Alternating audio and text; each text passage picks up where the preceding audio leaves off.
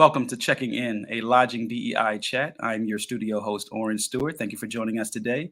We have another amazing episode in store for you. You do not want to miss it. Stay tuned.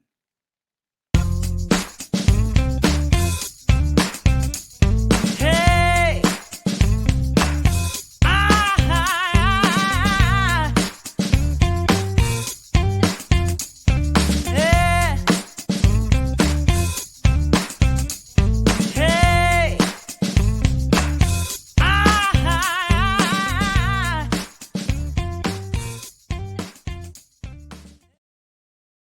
Once again, thank you for joining us here at Checking In. I'm Oren Stewart, your studio host.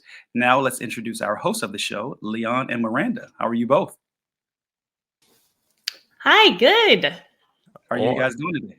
I'm good, Oren. How are you? I'm doing well, No need to complain. Yes, indeed. You all have an amazing show. Thank you. Thank you, Oren. So, Miranda, here we are. It's just happening. We're still happening. We're still happening. We're not going to stop no matter what. We're still going, getting a lot of good feedback, some great comments from folks, and this is really, really good. Yes. And don't ask me what number episode we're on because I forgot to look it up.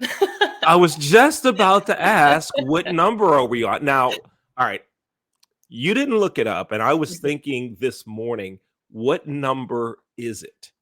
So I don't know if it's 17, 18. I'm going to try to make some visual contact with our producers in the background. Can you guys give me a thumbs up here? Is it 17? Is it 18? I hear 18. Rumor has it it's 18. Episode number 18. Yeah, so we are rocking on. Listen, if you'd like to be a guest on Checking In, a lodging DEI chat, you can contact me or Miranda. You can reach me via email at my email address, which is let's use that email, leonthetrainer@gmail.com. It's a simple one, leonthetrainer@gmail.com.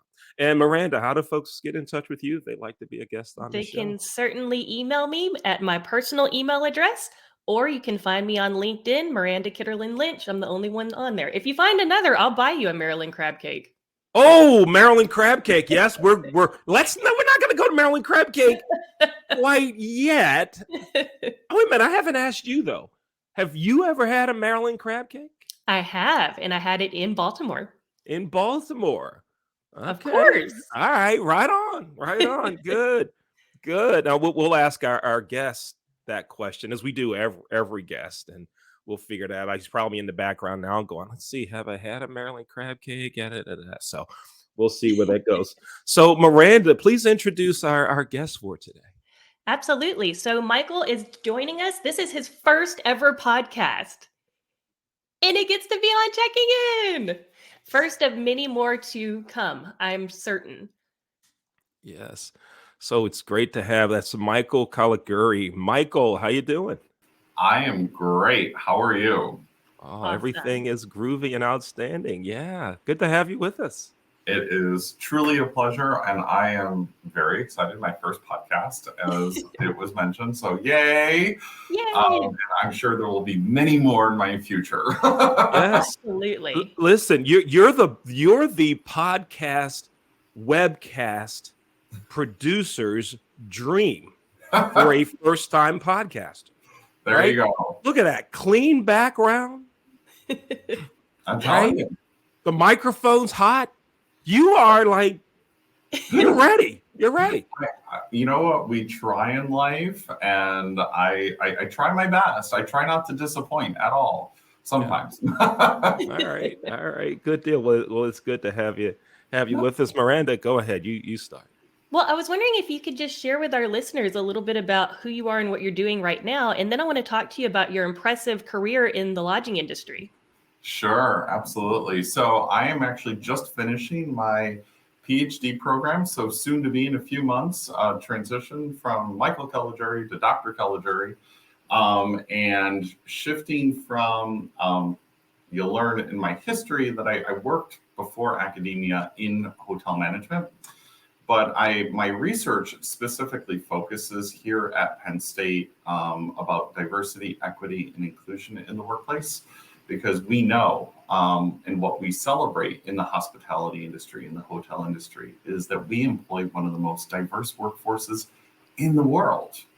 And so regardless of industry, we want to celebrate that. And how can we harness the real power of diversity in the workplace? And what does it mean to be that one diverse, but how do we actually achieve equity and inclusion in the workplace? Which we've had those conversations and we share that passion. And so bring that and also bridge the gap of, teaching in the classroom, but also how do we apply it and tell our students, how do we transition that and transform it for them so it could actually be that practical application when they become the managers and the leaders in the next generation? How can we impart our knowledge, our experience, and help them be successful? I love it. So first, congratulations on your very soon to be doctorate. So that's incredible. And you recently accepted a position at Cal Poly Pomona, the College of Business Administration. Awesome. And they will be lucky to have you. So tell me, if you were to just have one piece of advice to give to anyone in industry, just one thing, one step that they can take towards diversity, equity, and inclusion in their workplace, where would you tell them to begin?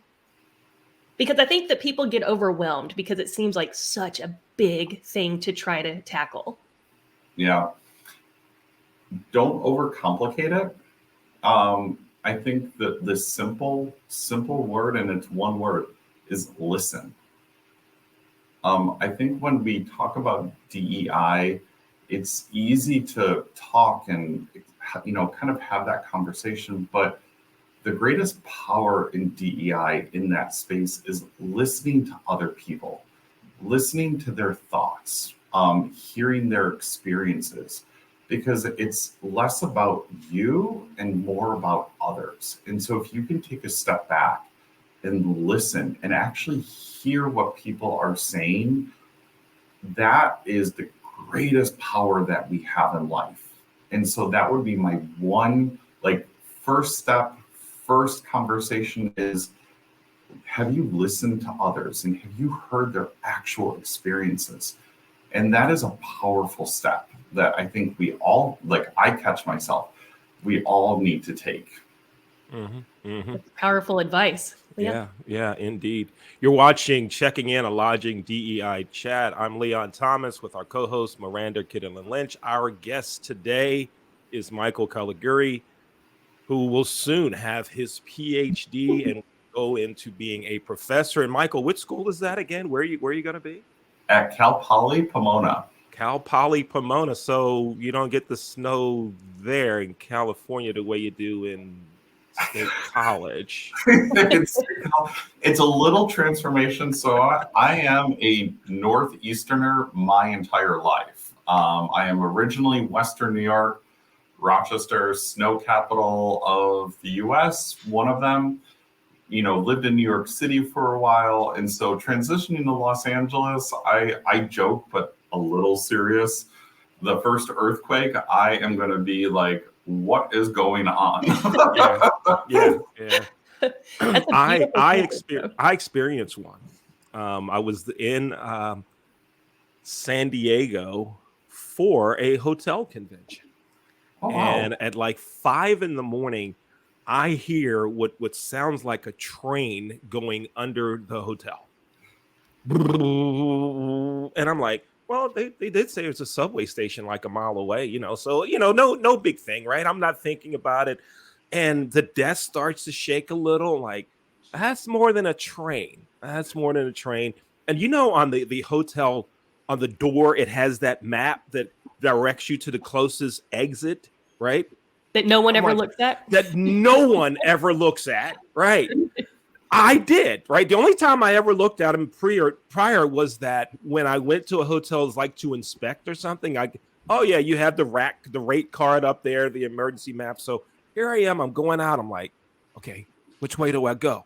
And there's 3 ways to go, but they had it very easily identified. And I went down and I went to the steps and went all the way down, and the person at the desk is like, yeah, it was an earthquake. It was like a 1 point something. You can go back to bed. We're all set. Man. So it made a great story though. But other than that, no damage. But luckily that was all cool. Michael, talk some about your background. You worked in industry Sure. before where you are now. You mentioned you grew up in Rochester. You were a Northeasterner. Talk some about your background, please. Sure. So I am, like I said, born and raised Rochester, New York, right near the Canadian border. And my journey, I actually have over 15 years of hospitality management experience. I started off in restaurants to date myself kind of a little bit. My first restaurant, my first job was in Ponderosa Steakhouse. Ponderosa. Wow. Is that a flash from the past? Oh, that's a flash in the past, but we're going to connect it here in a minute. You'll see where this connects. But anyway, right. Go ahead. So you worked at Ponderosa. Go ahead. Ponderosa Steakhouse, and then I upgraded and moved to Outback Steakhouse, where I became very familiar with the bloomin' onion. I love the meal breaks because we got free bloomin' onions. So to this day, I can't have them anymore because I'm like, I just overloaded on them when I was 16, 17. But then there was a Marriott hotel right across the street from the Outback. And my brother actually worked at the Marriott as a lifeguard. And I said, I really want to work in hotels. Like, I didn't want to go home smelling like steaks every night. So I'm like, I can do this. I can work like the front desk and have some fun. So I started the journey and I applied at the Marriott. I started as a shuttle driver from the hotel to the airport. Yes. I'm telling you. Yes. And I got another flash from the past. I was then moved to the PBX operator when they still called it a PBX operator. Wow. I haven't heard the word PBX in forever. Wow. So it's, and then I, moved all throughout the hotel from the concierge lounge to front desk to I worked at the bell staff for a while. So I really got to see all the different front office operations. And then I had a great opportunity. I got a call to be from Marriott Corporate to move and have my first management position in Trumbull, Connecticut, which is about 30 minutes kind of toward south of New Haven on its way to New York City. And I worked there. The management team had a massive turnover because a Westin had just opened and the GM took all the managers with him. And so I got to come in as a front desk manager at that point and really just got my, the chops as a first-time manager, kind of building out a department. And then I worked for Omni Hotels. I moved into New York City. And my first unionized property. So I got to work at the Omni Berkshire Place on 52nd and Madison. And that was kind of my transition into luxury hotels, a nice, solid 4-star, 4-diamond hotel. And then my last position, I was one of the managing directors that reopened the Plaza Hotel in New York on Central Park, post renovations. And so I was brought on in their pre-opening phase. And so I was actually overseeing the private butler service department in the hotel, had a staff of 55 butlers. And then I transitioned to front office, was the overnight hotel manager for the entire property. I then moved to housekeeping and I was assistant director of services. So I got to see everything. The industry was near and dear to my heart. Yeah. And I love every aspect of it. So I love sharing it in the classroom. My students love seeing pictures and hearing about the stories. Yeah. Right on. Before I turn it over to Miranda, I just have one thing I'd like to do. Michael, can you give me like 3 rings? Can you go ring, ring, ring? Like you did in training whenever you were training folks. You did these role plays. Go ahead and give me a ring, ring, ring. Ring, ring, ring. Thank you for calling the Marriott. This is Leon. How can I help you? I'm telling you, you got it. You got it. I trust me. I did that with my employer, and it was done to me. I had a little telephone, and still had the spiral cord. It's kind of telling you, it's just more cotton than spiral, but you get the idea. I get the idea. Right. I have so many questions as to why you have that on your desk, but I'll save those for another time. Why is that here? So why is the trumpet here? Oh God. But anyway, go ahead. Go ahead. So Michael, given your rich history in the industry, I want to ask you a question that I ask all of our guests that have worked in the lodging industry, and that is, of all the general managers that you've had, how many of them were people of color?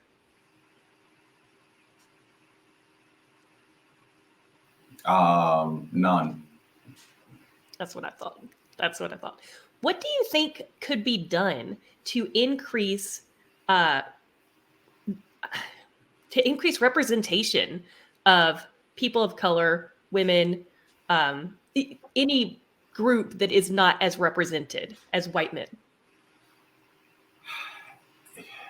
It goes back to the equity and inclusion conversation. And I think we need to separate out, and it's one of the things that I'm very passionate about, and I know that we share that passion, is our industry is diverse, right?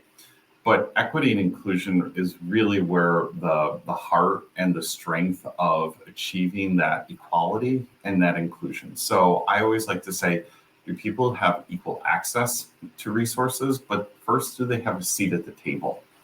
And I think that's the important first step, is recognizing that even though we employ an incredibly diverse workforce, people perhaps don't have equal access to seats at the table. And then do they have equal access to the resources necessary to be successful? So I think it's a multi-level perspective and multi-steps that we have to look at. And so this is my line of research, and I think it's a question that we need to ask of ourselves, is how did we get here, but also benchmarking where we are at and where we need to go, and understanding that in a holistic idea, so that we can really not just talk about it, but develop actionable items. Awesome. That's very well put. It's like you're a PhD or something. So I want to ask one more question about your research specifically. As you've been doing this DEI research, have you come across any research findings that surprised you?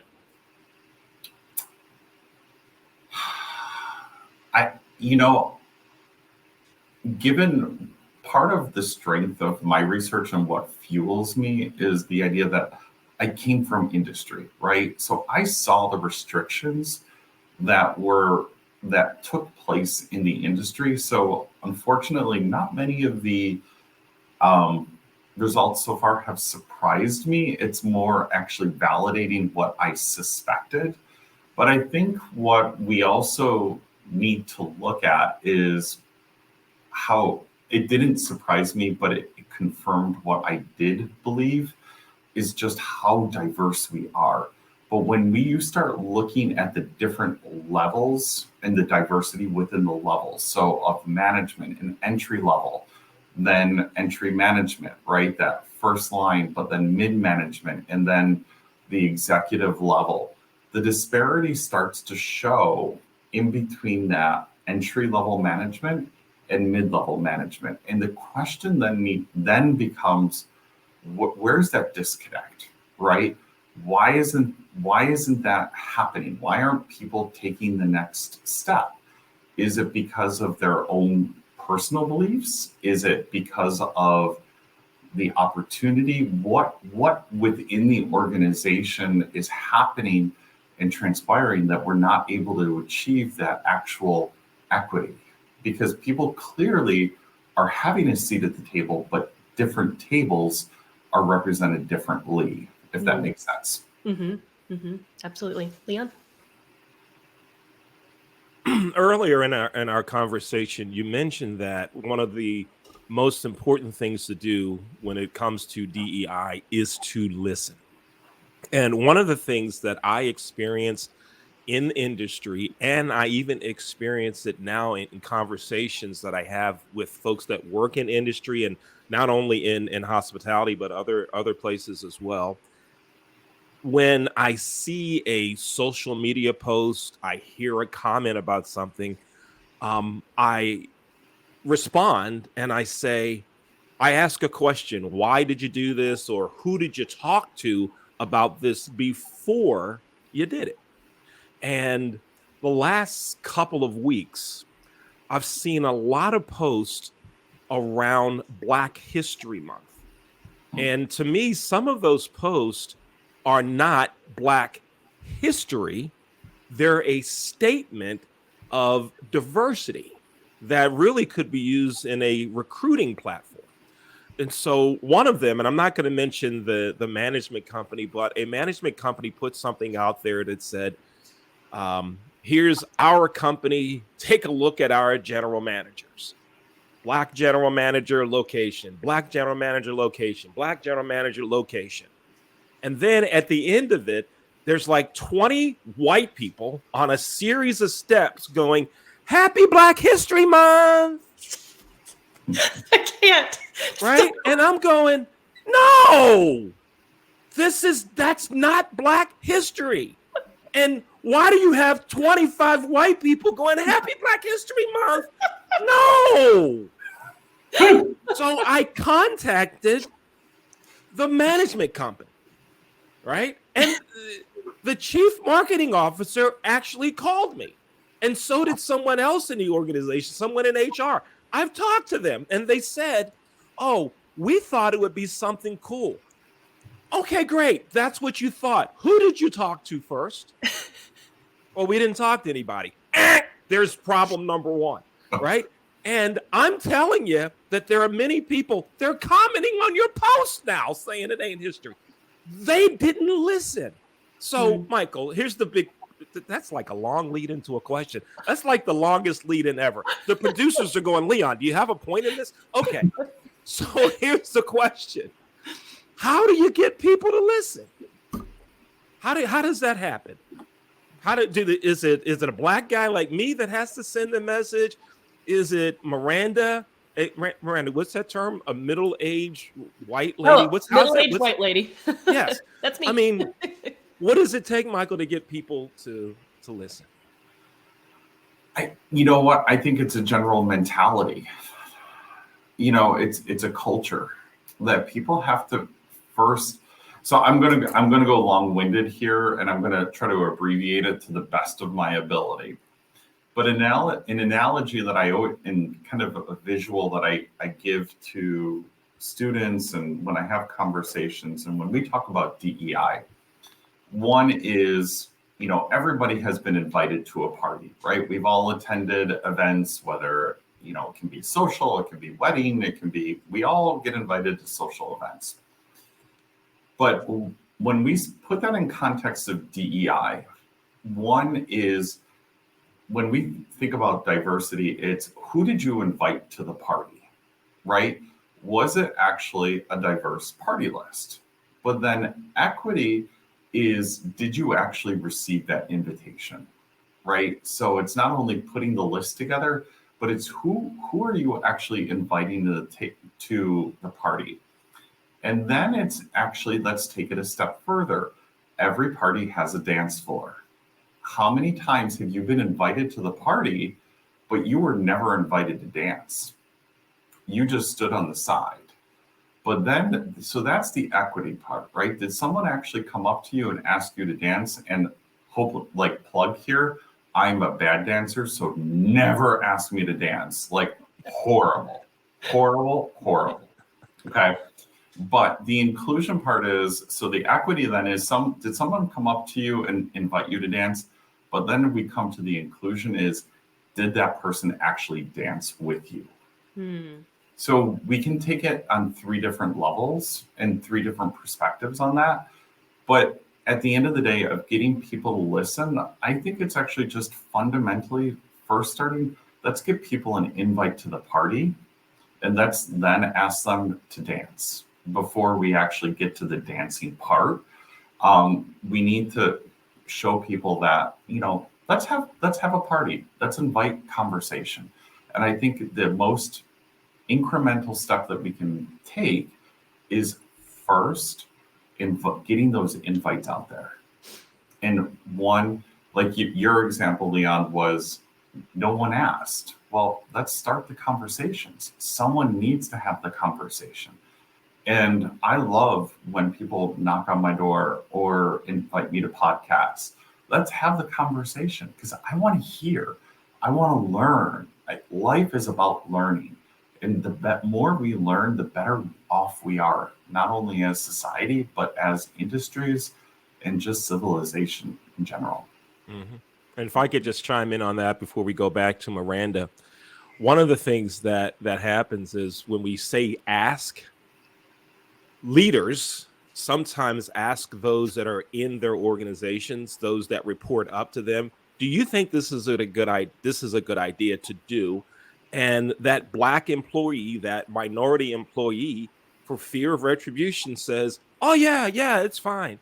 It's fine. Knowing that if they say, no, boss, that's stupid, that the boss is now going to go, I'll show you stupid. That you've heard all the stories, you've seen all that happen. So ask, but make sure you're asking the right people, I think. And also, look outside your organization. Talk to people like you, Miranda. Get in touch with me. Let's get some conversations going with the right people. Miranda. I totally agree with you. And I can't tell you how many times I've heard that exact scenario be repeated to me. So, and if you need someone to speak up for you, middle-aged white lady's here for you. So, Michael, thank you so much. This has been awesome. Leon, do I have time for one question or two? Let's go with one of yours, and then we'll go to one of mine, and then we'll wrap it up. Awesome. So tell me, if you would, what would you tell your 20-year-old self? And you can only pick one thing. Have faith in yourself that you can make a difference. Beautiful. I love it. Yeah. Leon, I'm dying to know what your last question is. Oh, you know where this is going. Michael, let's roll back to Ponderosa. Okay. Now, first, when you said you worked for Ponderosa and you did an upgrade, I was actually thinking you upgraded to wrestlers. All right, but let's not go there. When you were at Ponderosa, I remember going to some Ponderosas and they had like a seafood mix. They had like a seafood special from time to time. You could get shrimp. And I remember going to one that had crab cake. And I'm thinking, number one, it wasn't in Maryland. And number two, crab cake at Ponderosa? Are you kidding me? That was like the first time I'm like, who did you ask? But let's think about this. Here's the question. Michael, have you ever had a Maryland crab cake? I have. And where did you get that Maryland crab cake? What state were you in? In Maryland. Oh, in Maryland. Okay, we're getting good. You're passing the vibe. Yes. What city? Baltimore. Oh, yes. You can come back on the show. Thank you. That would be a true honor. You're back on. We had someone that told us they had a crab cake at a barbecue joint in Kansas City. Shut up. That's not barbecue. That's not it. No, but Michael, yeah, thank you so much for being a part of our show. If folks want to contact you to continue the conversation or ask some questions, how do they get in touch with you? Sure. So please feel free to email me. That's usually the best way. So it's mdc437@psu.edu. And I am always open for these conversations. I love to hear. I love to listen. I love it. Thank you so much. Right no, my pleasure. You. Thanks for being with us. Let's bring in our studio host, Orrin Stewart. Hey, Orrin, how you doing? I'm doing well. What another amazing episode of another great show. Yes, but look, can we just go back? I remember the last show. Yeah, Miranda, do you remember Orrin saying he doesn't eat mac and cheese? Yes, I did. I did. Can we bring Michael on? Let's bring Michael back. Let's ask Michael about mac and cheese real quick. Michael, where's Michael? Do you eat mac and cheese? Let's get away. Okay, so I'm going to say in my former life, I have, and I love it, but I am actually lactose intolerant now. So so for my students here, I cook and bake for them in class. Wow. So I make a 5-cheese mac and cheese that I will bring in. Oh yeah. Nice. It is ooey gooey deliciousness. Okay. So That answers my follow-up was, did it come out of the blue box? no. I actually make my own pasta. Oh wow. So I make it from I love to cook and bake. Wow. It's it's a lot of fun. So that's the plug that I will always make for food. All right. So then after the show, we'll have to get out a map and figure out the midway point between State College and Towson, Maryland. And we've got to meet to get some of that. That sounds really good. Thank you, Mike. Yes, all right. Oren, back to you. All righty. Yes, indeed. What another great episode of a great show that we have here at Checking In, a Logic DEI chat. Thank you so much for continuing to join us. We have another great episode in store coming up soon. Take care.